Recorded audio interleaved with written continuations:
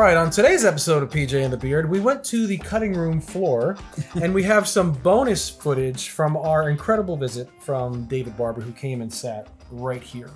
And the Beard is going to tell you what this footage is going to be about. Right, so we still have... So that happened right before the lockdown. Right. And he had left us here. We were going to have a friend of ours come over to shoot an episode with it. It hasn't happened yet. So... But let me show you what's in the box. In the box is a brand new version 2 Barber Electronics tone press with the blend knob for parallel compression. Mm-hmm. And so in this video, we're going to cut to some of that footage.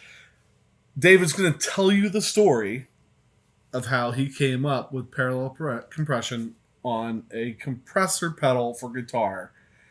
And I'm just going to say it, more than likely, all the other compressor pedals out there are in some ways based off of this unique idea that he had. Mm-hmm. So we'll let David tell you about it.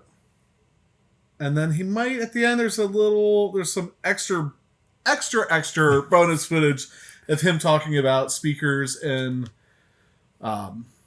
bright caps and amps and things like that. Just general tone quest kind of thing. So, hold on.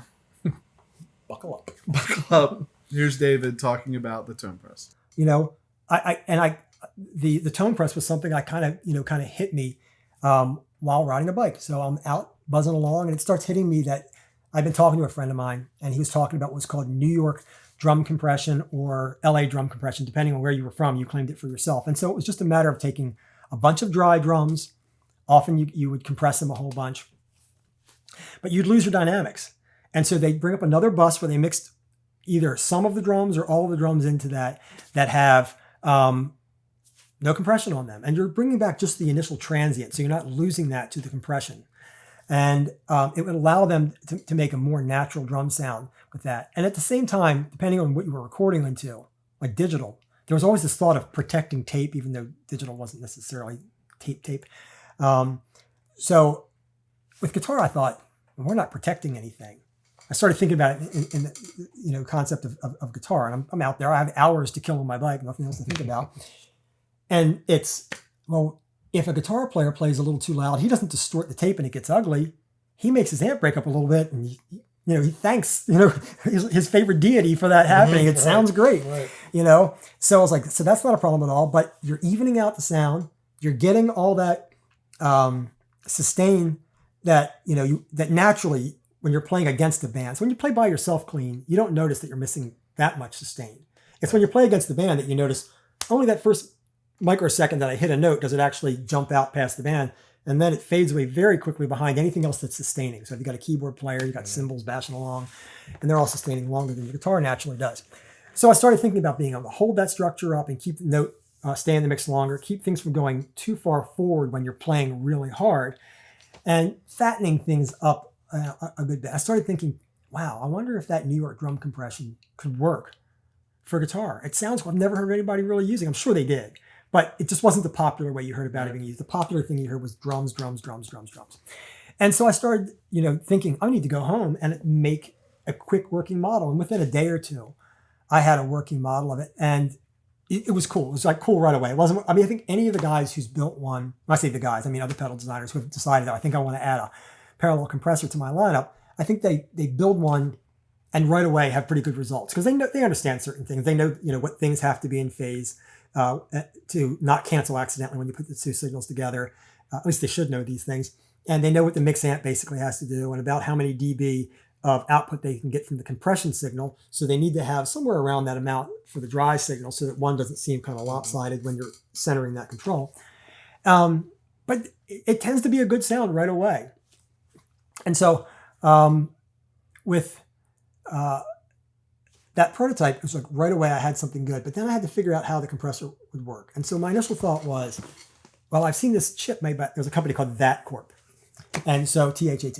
So I thought, man, I've seen that in use on some of these PreSonus devices, and you can get an attack control, release control, a threshold control, all these ratio. I got all these nice controls that I really would love to have. I'd love to make a really studio heavy version for guitar. Well, I was apparently alone in my geek thoughts. So, you know, I made more versions of it. The circuit's a little different, but it's, as much as people will, it's so funny. You'll see the same, within the same thread, if you're reading an internet forum, you'll see some guy saying, I can't hear compression at all. And then you got another guy saying, the world of difference between a Ross compressor and an MXR Dynacomp compressor. I'm like, so one person can't hear compression happening no matter what. He just sees it as an on and off button and a knob.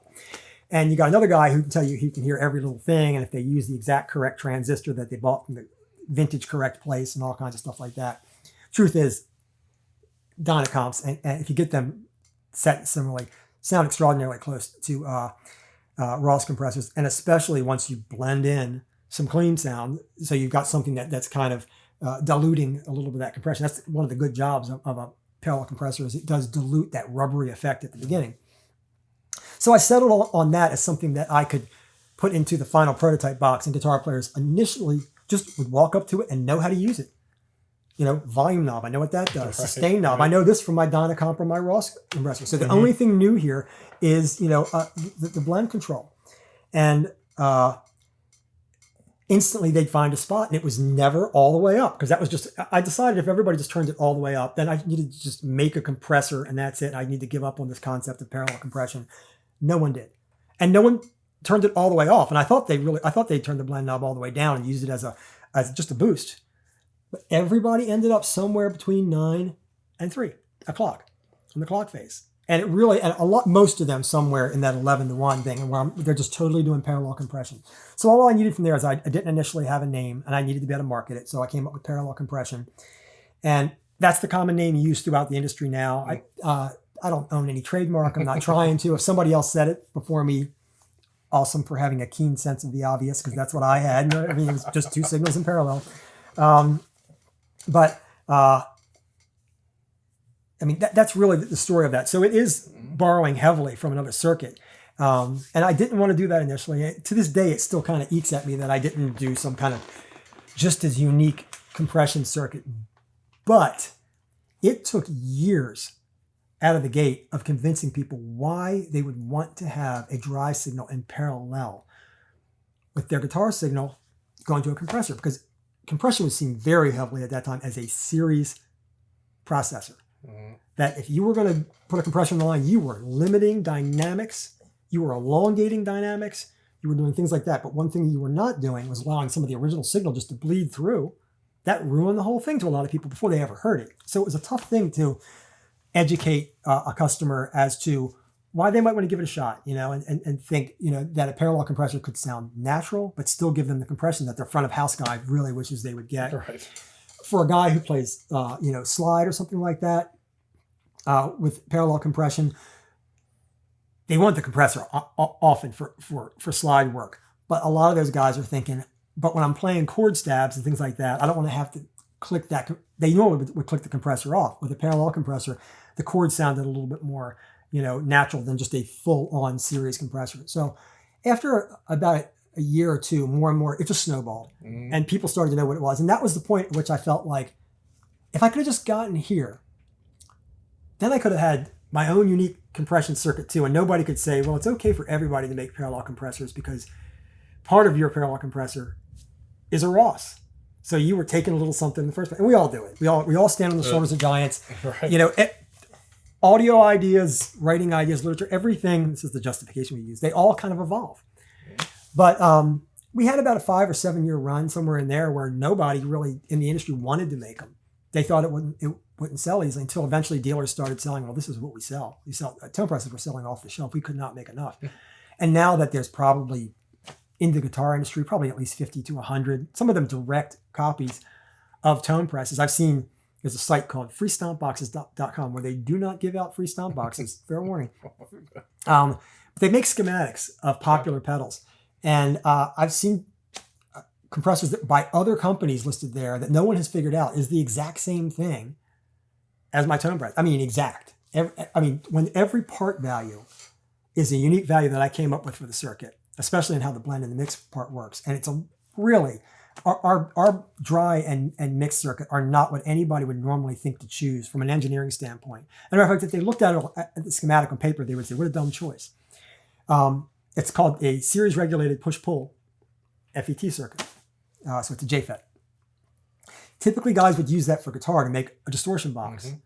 But are you familiar with what an SRPP is? I just heard the JFET before. Okay. Knowing that. So those kind of transistors, some guys say they sound like tubes. I don't think they sound like tubes. I think they sound like transistors. But they have like a little bounce to them. I think that's what people think of when they say, it sounds like a tube. Because tubes are real bouncy sounding. And so next to a compressor, which is extraordinarily bouncy and rubbery sounding, if you have a really clinically dry signal like an op amp produces, it can sound like two sounds coming together a bit, Whereas I chose that series regulated push-pull because it had some bounce. Now I had to really reconfigure how its gain structure worked. It would normally produce too much gain and the dry stage would just distort the mix stage. It would be a mess. But all that so that part was very unique. And so that's easy to see when another company uses a pair of those series regulated push-pull amps. And you just say, okay, obviously every value the same, every cap the same. And I did all this weird stuff just to make it work. So, that's what's out there now. The landscape is the next guy will do something. And hopefully people will add to it. Like what I did with the, earlier I was talking about with the trifecta to kind of add features to a big muff. To me, I have a lot of respect for what a big muff is. That's a really important pedal to the history of the sounds of guitar. Right. I don't just want to make another one. And I don't want to make one with frivolous mods just to say, well, I did something different. To me, the sludge control was like a big thing that it really allowed you to change the way you could use the tone control in the first place. And then on top of it, to bring in the flat response aspect that you could add in. And things like that made it kind of justify to me and make it okay that I'm evolving this thing. I'm hoping that people will see that, sometimes what we do as audio builders is we just take things and evolve them. It happens with guitars all day long. It happens with amps all day long. They're unbelievably similar to the guitars and the amps. And that's what people want them to be. People pay big money to make that Gibson guitar just like an old Gibson guitar. Right. You can buy a Les Paul for $2,000, but you can also buy a Les Paul that's even more like the old Les Paul and kind of sky's the limit. I don't know what Gibson's, I don't even want to guess right. at that. And I don't want to get into Gibson bashing. But kind of the same thing when a pedal builder is trying to be conscious of not just making a straight clone.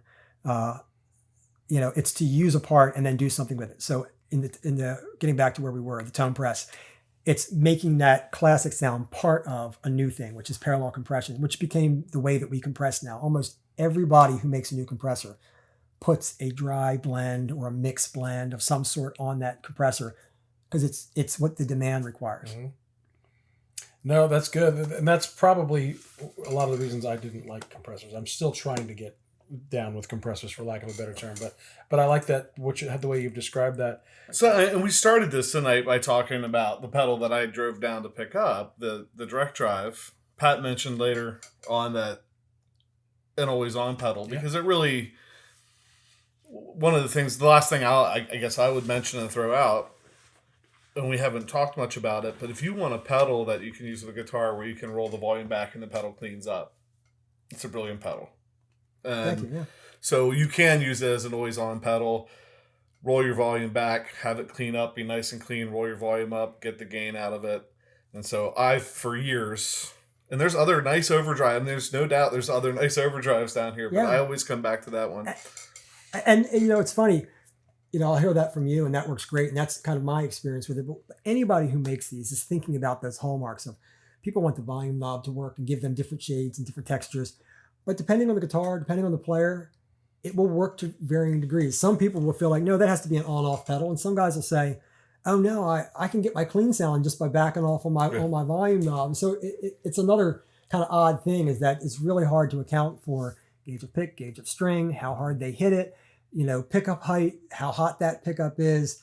I'll go out on a limb and say things like the woods used to make the guitar. Scary. And so much that, the cable that you choose actually has an impact on sound. I think that's a pretty common thing that people realize. Maybe they don't have to spend a fortune to get something that they like, but all of that stuff impacts the way it eventually responds with a pedal. The most overlooked thing, a speaker. People will buy 50 overdrive pedals before they realize the speaker in their amp just naturally kind of has that tearing paper in the top sound, or they've got a bright cap in their amp that they just need to clip out. In some cases, those bright caps work, but most of them are designed to bring back highs for clean sounds at very low levels so it won't sound lifeless. And what they end up doing so often is making it so that the highs feel like they're more prevalent, so it's bright, but like in a sizzly, fizzy kind of way that's not good. And it can make it feel like it got there a little early. I'm sure measurably it's not, but that's just the perception. Is just like feel like there's this wax paper electric kazoo sound that's happening on top of my guitar. And a lot of times that's just either a speaker that wasn't a good match, like something that's got a 1-inch voice coil, which is the same size as most tweeters are. So it kind of yells those high frequencies at you. Doesn't have much doping on the cone, things like that. Not that those are bad things. They're the right things in the right environment, in the right circumstance. But, and the bright caps in the amps can have that same kind of effect. It could be a really simple 10-cent or no money fix. You literally can just go online, Google it up, bright cap, Vox AC15 C1, does it have them? Yep, it turns out it's got some. Deluxe Reverb reissue, does it have some? Yeah, it's got that one on the volume cap, and I'm having that fizzy problem. It is the free fix. Pop the chassis open, observe, careful instructions on how to deal with electricity, and clip that cap out. And all of a sudden, all 50 of those overdrives that you went through, that you bought and resold on Reverb, all were fine. They all worked. They were all great.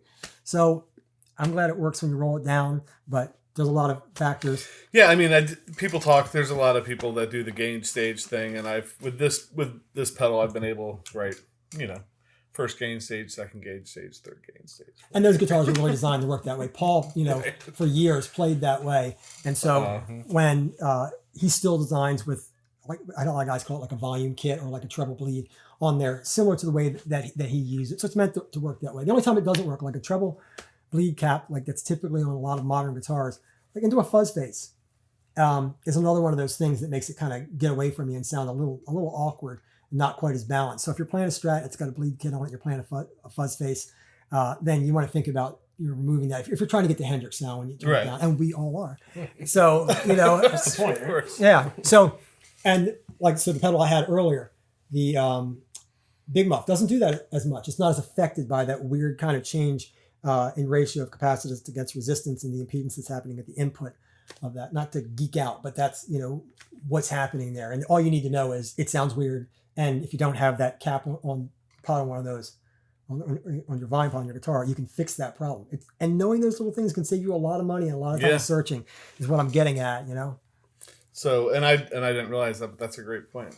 So that was David Barber, and the genius and the thoughtful, kind soul that he is. And I feel like we should give you a minute to like go walk the dog or just digest what you just heard. But we already get dinged for our videos being too long. But so it's about a compressor, right? So in my guitar journey, I've always felt like I should use a compressor. Like all the pros use compressors, all this stuff. And I tried. I really did. I had a Dynacomp. That was the thing back when I started playing in the early to mid 80s. And I'm not a chicken picker. I did like some of that 80 compressed, like chorusy sound, but I could never get it. It was either too squishy or just like, is it doing anything? And I always felt like I never got the right blend of the guitar. So because of this idea that David Barber had, and it's in other people's pedals these days, I have begun to explore that more. And I have found myself being able to use the compressor in a way that I think enhances my sound, doesn't kill the frequencies, gives me sustain when I want it. I do tend to kick it on more when I have a single coil. It sounds great with my telly, and again, not chicken picking, but I keep giving that qualification because that's why we haven't done a video about this yet, because we have a local friend that can play really well that we want to do justice to this pedal. So, thanks to David Barber. It's been a while since I watched that clip. I think he might have been out on a bike ride or something, like whenever those wheels literally and figuratively turn. And so thank you, David Barber. That's the one. This is the version 2. I think that's version 1. This was the one Jason had. So David got here and wanted to open it and was looking inside of it and we offered to switch something out. But I think, we'll just leave this as the original creation and decide what the eventual fate of that one is. So put that one away. So with that, thanks for watching. We always like to take a moment just to tell you thank you for watching. Thanks everybody clicking the subscribe button, notifications, hitting like. The like button really helps us out, helps us grow. Anytime you communicate with the channel, helps us grow the channel. So we appreciate that, I think. And with that, I'm PJ on behalf of The Beard, reminding you, no matter what you hear, you never have too much gear. I don't know what to do, so I'm just going to ask you, can you hear the sustain? Can you hear it? strings to it.